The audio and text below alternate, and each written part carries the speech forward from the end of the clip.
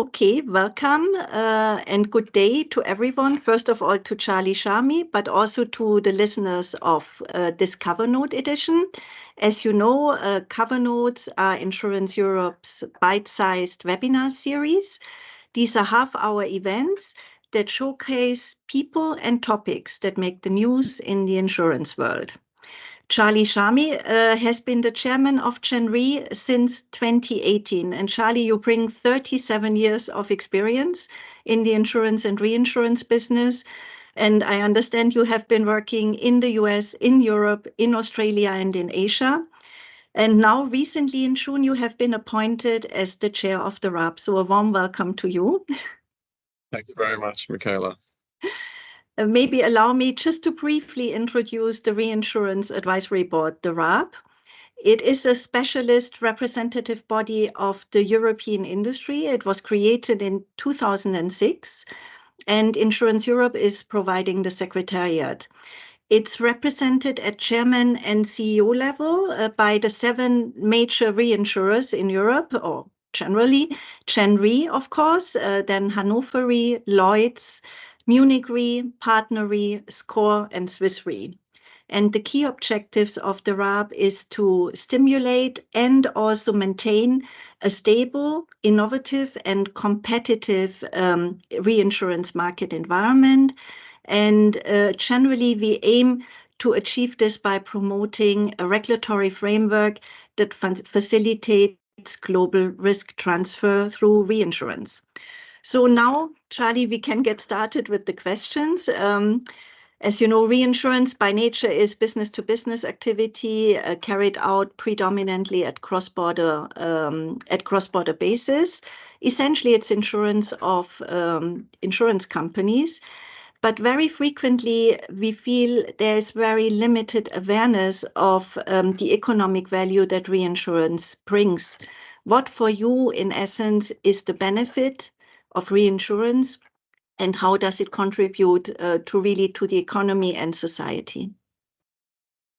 Thank you, Michaela. I think the simplest way to answer that is increasingly in every aspect of insurance, we have more and more extreme risks that we are having to contend with, whether it's extreme increasing frequency of risk or severity of risk. And really the reinsurance industry for over 100 years now, the old Cologne Re, which is part of Gen Re, for example, is 177 years old. And many of the European reinsurers can attest to over a century of their history. That is what has been the hallmark of their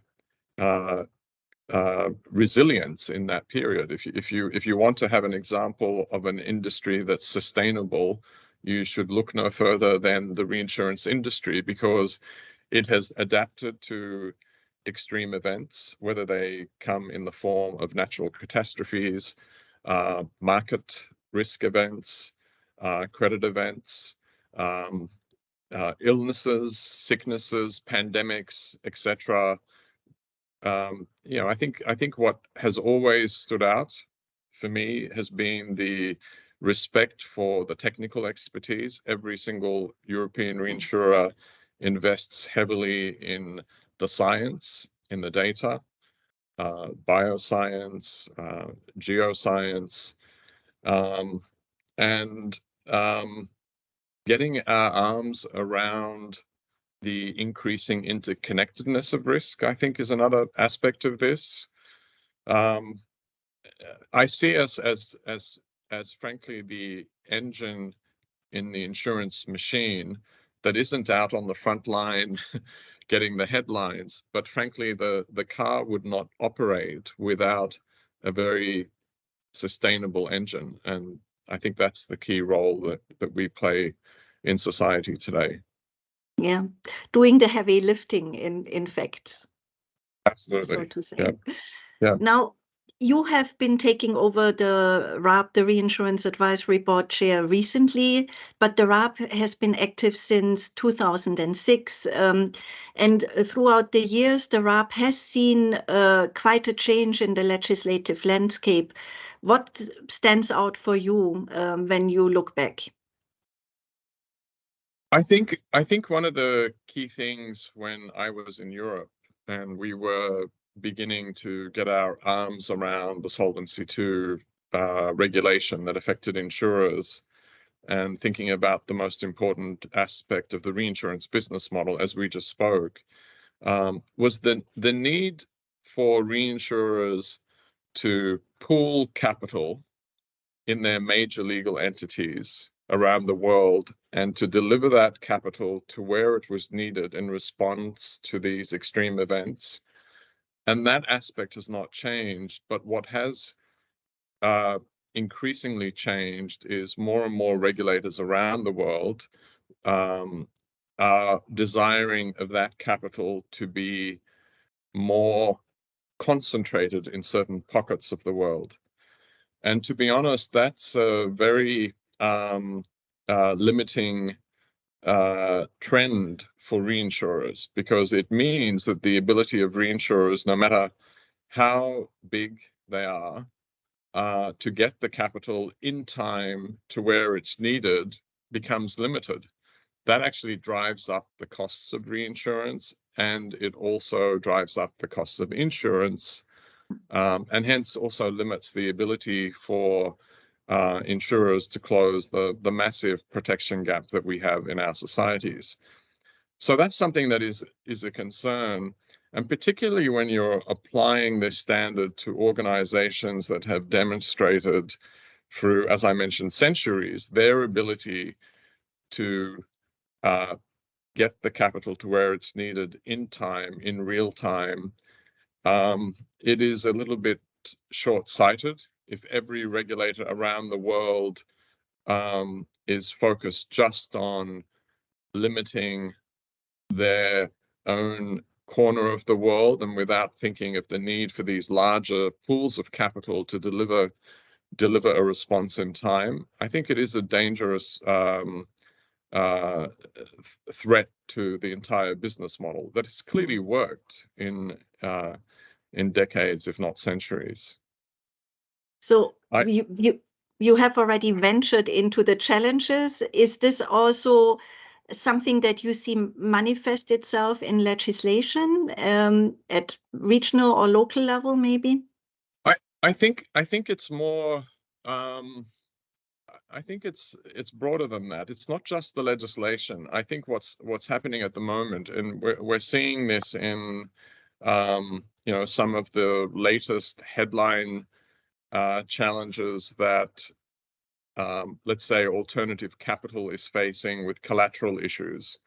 I think that what regulators need to understand is the more they impose these highly restrictive breaks on how capital can move, the more and more insurers and reinsurers will look for alternative forms of capital that are perhaps subject to far less regulation and lead to far more leverage in the insurance and the reinsurance system than we've ever seen before. And I think that's a defeating action, because indeed then the entire security of the insurance system in those parts of the world becomes much more challenged. What I think seems to be happening increasingly is that capital is moving to the less regulated parts of our industry. So alternative capital, the standards around which they're required to capitalize for risks are not as rigid, let me put it this way, as what we are all subjected to in the traditional capital space. And I think regulators need to be aware that if they have an unlevel playing field between different forms of capital, traditional capital and alternative forms of capital, they will encourage a diversion of support to parts of the industry that aren't even regulated to the same extent. And people haven't thought about that as much as they are thinking about this in the last few months. And we had a similar crisis around the time of the Lehman ILS collateral crisis in the financial crisis, and people are thinking back again to how secure are these alternative forms of capital, particularly where they're not subjected to the same rigors that the traditional capital providers have been subjected to. That's what I'm concerned about, quite frankly. And of course, the other thing that we have in the last 10 to 15 years in particular is intermediaries have stepped up significantly. Their presence in the reinsurance space is much greater than it was. And the requirements around how risks are presented by intermediaries when they're delivered from insurers to reinsurers, in my view, are also very lax. If you pick up a submission from an intermediary and you compare it to the same standards that the insurer would be subjected to if they are raising senior unsecured debt as an alternative way of funding themselves, we have a very different set of standards. So I'm worried about that the power of intermediaries and the unregulated parts of our industry mean that we're creating an extraordinarily heavy burden on the part of the industry that's demonstrated its sustainability in the last 100+ years, and doing very little in this other space. That's my key concern. So essentially, we have already ventured into the area of market access and barriers that you see as an insurer. But when you think about the biggest challenges you face, essentially when you do business globally, you mentioned now two elements. Additional thoughts that you would like to highlight, or just simply things that you would describe that really have a negative impact on the reinsurance business?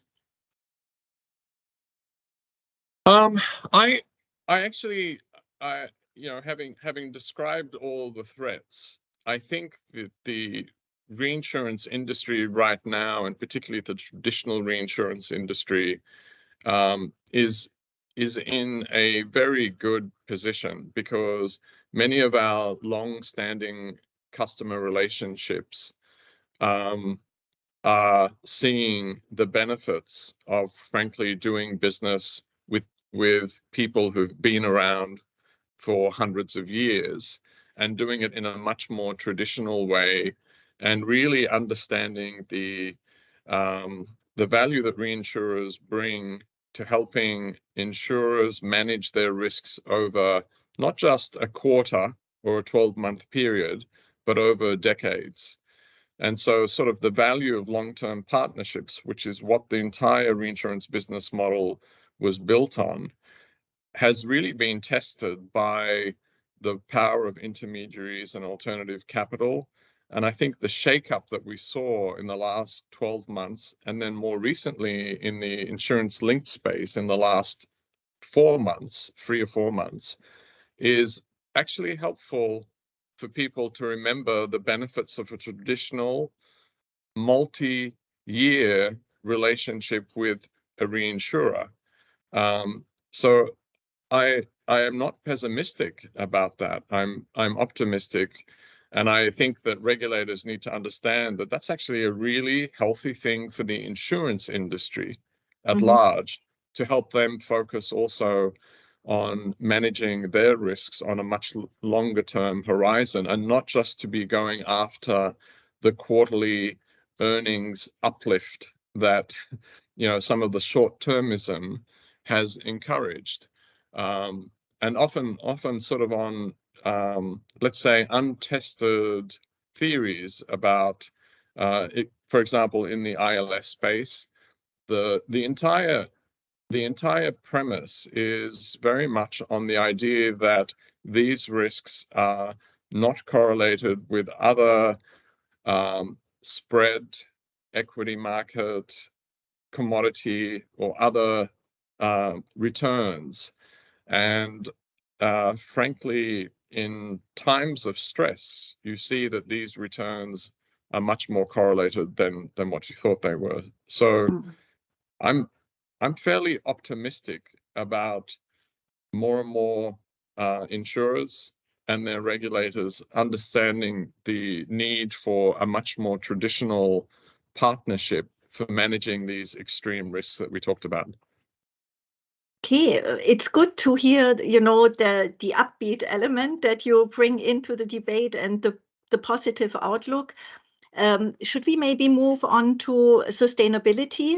Because Sure. that is also a topic where reinsurers are very important stakeholders, certainly when it comes to climate resilience. And I would be interested, and I'm sure the listeners would be interested in your views, how the reinsurance industry can support and promote resilience in a world where we have changing climate and weather conditions.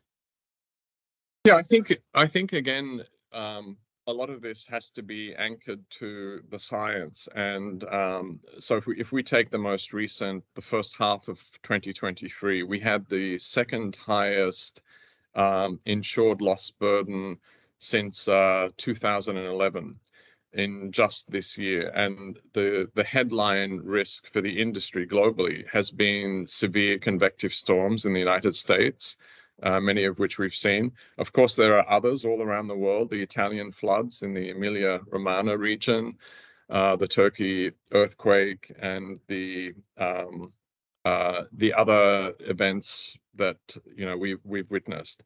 But if we take something like severe convective storm, where we've seen the revision of the industry's expected loss from one year to the next be in excess of 50%, and that sort of extreme movement, you have to get back to what is driving this, and how can we as an industry not just focus on the next renewal, the July renewal price, but more on what is driving this in the local communities, and how are firstly, the insured populations protecting themselves against these severe convective storms. And that can be right as granular as the building materials, the building codes we have in our local communities.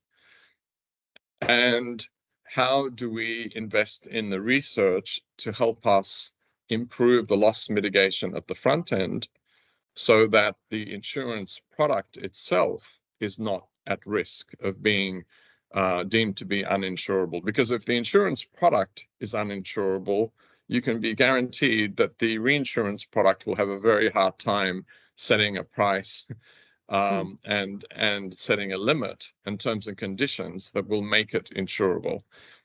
So specifically in the example of severe convective storms, we have in the United States a not-for-profit organization whereby many of the global reinsurers and the local insurers have contributed to the research at the Institute of Business and Home Safety.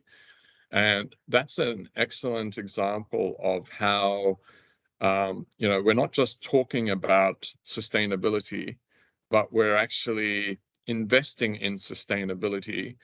And the team of engineers and scientists at the IBHS, which is all funded by the insurance industry, the primary insurers and the reinsurers, does an excellent job on trying to educate us on the resilience of building materials, and then hence putting pressure back on the manufacturers to improve the resilience of those materials, and on building codes in local communities to ensure that those societies are more sustainable.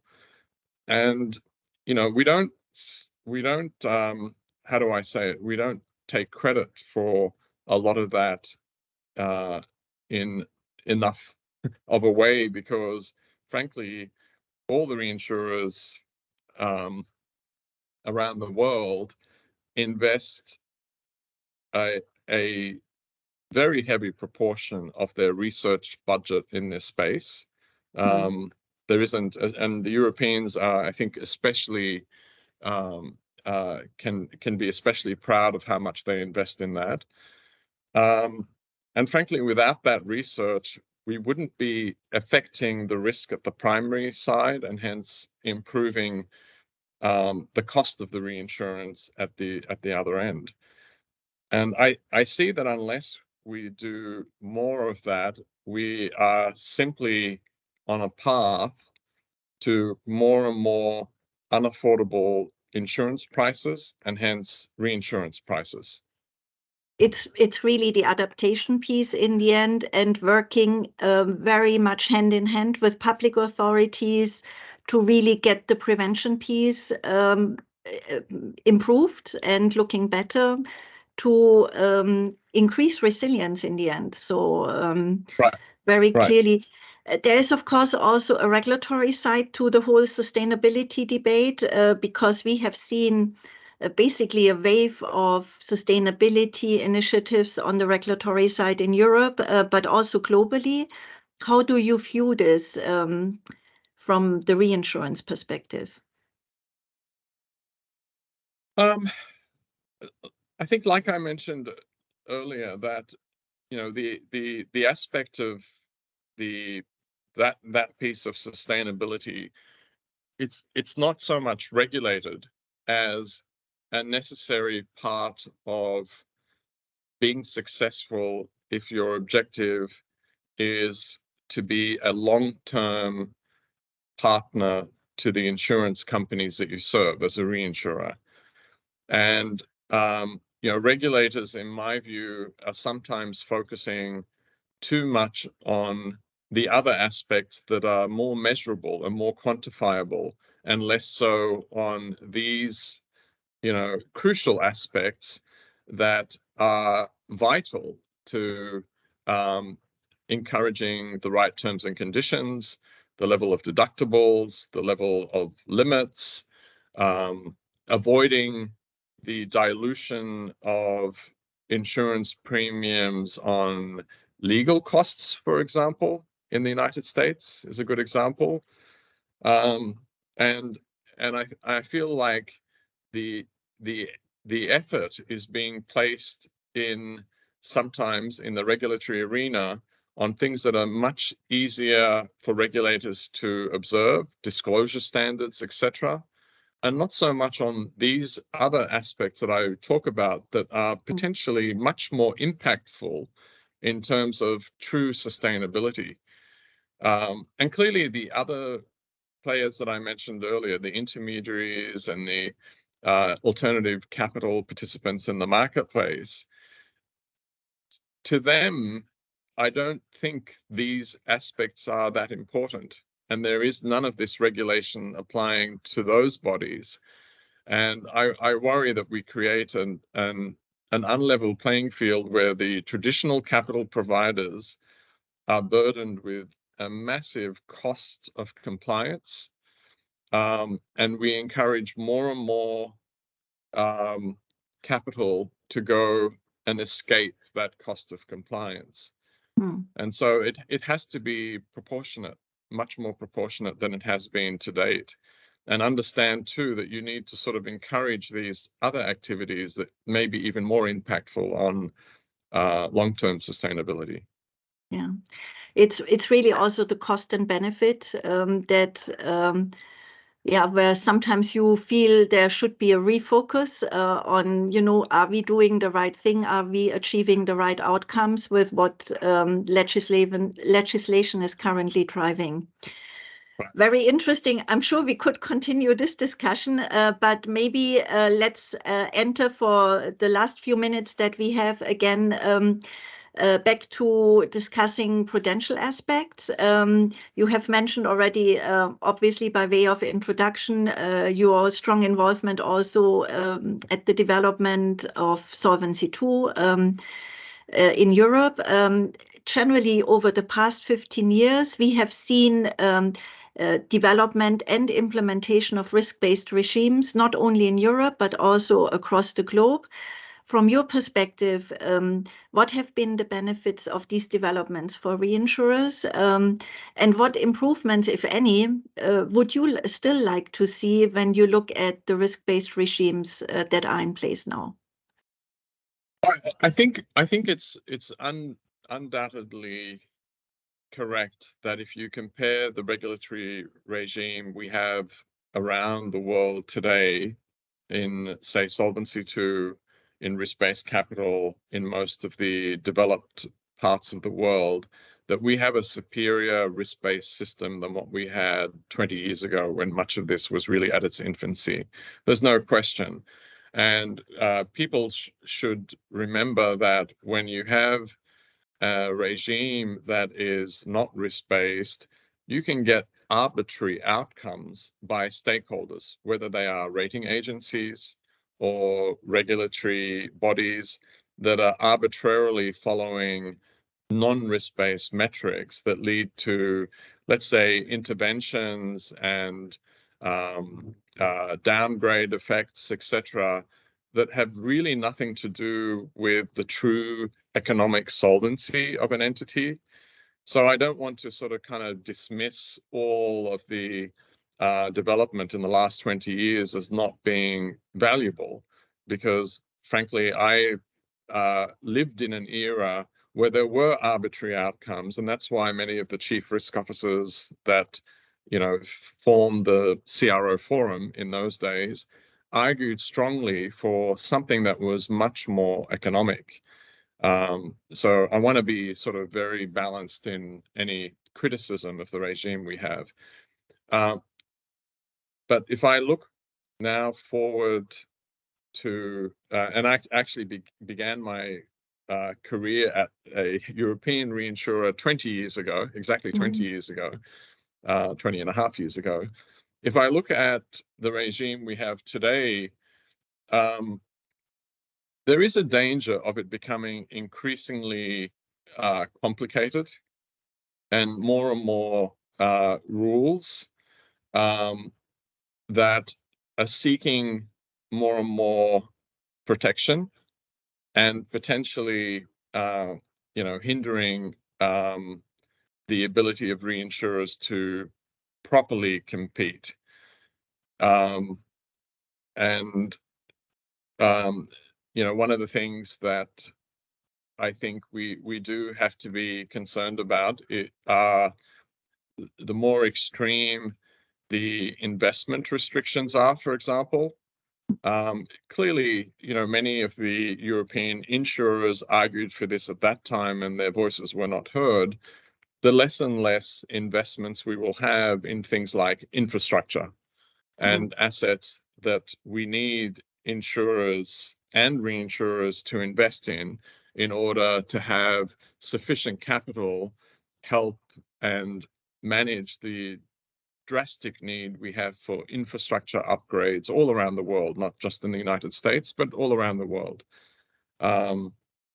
So I do think there has to be a balance between the degree to which we have increasing requirements and more risk-based approaches. Having said that, there are some positive things. So, for example, I think the financial crisis in 2008, 2009 highlighted the weaknesses in many insurance companies' liquidity risk management practices.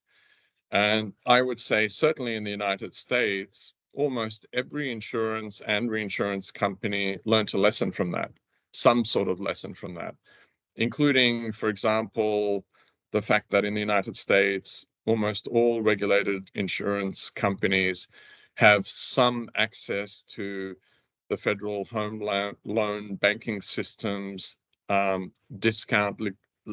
liquidity discount window, essentially, giving them access to just-in-time liquidity if they need it. Similar things around the rest of the world, I think, are appropriate to manage short-term liquidity risks. But in the reinsurance space, most traditional reinsurers, I think, have this aspect covered well, and have, you know, strong liquidity risk management practices internally that ensure that the right amount of funds gets to the right place without too much distress. Yeah, indeed. Also in Europe, we had recently also statements from IOPA to the extent. So I think very important part, of course, the risk-based regime. Maybe the last question now moving more into back to the idea again of reinsurance as it is by nature a cross-border business. We should maybe also discuss, you know, what you would advise if you could, supervisors and regulators to look at what should be their role effectively when it comes to the supervision of cross-border entities. We have in the reinsurance market, of course, always the problem that you are per se dealing with multiple supervisors from different jurisdictions, different regions. They are not necessarily following the same approach, certainly often not speaking even the same language, literally, but also, you know, when it comes to the regimes they would like to see applied. What would be your advice? What would you feel would help the situation? How can these supervisors work together more effectively for the benefit of a better outcome?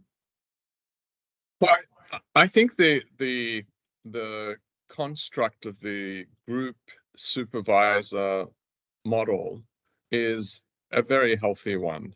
And I have witnessed that when I worked for a European headquartered organization, and I have witnessed that when I have worked for a US headquartered organization.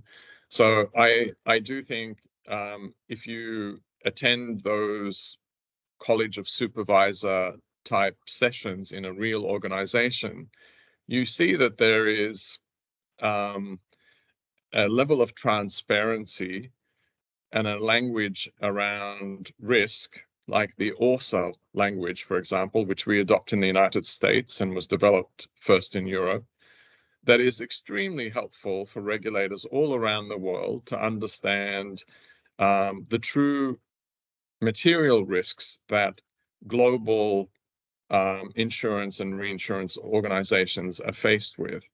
And I believe that is by far and away the most useful way for regulators that are regulating a group to really participate in the active regulation of that group, as opposed to each of them trying to go back to where I think we were seeing at the beginning of Solvency II. Every regulator did not trust such a process and wanted much more of let's call it a much more parochial approach, which I think is dangerous. And why is it dangerous? It's dangerous because they will discourage global organizations from serving those local communities. And almost every part of the world is seeing the need to get more capital to help support more extreme risks in that part of the world. And so the main thing I would plead with all regulators is that more myopic and more parochial approaches essentially discourage protection for local communities and business development in those local communities. And if you participated in an ORSA process globally, it's, I think, very respectful of local regimes and very tailored to individual risks in those regimes.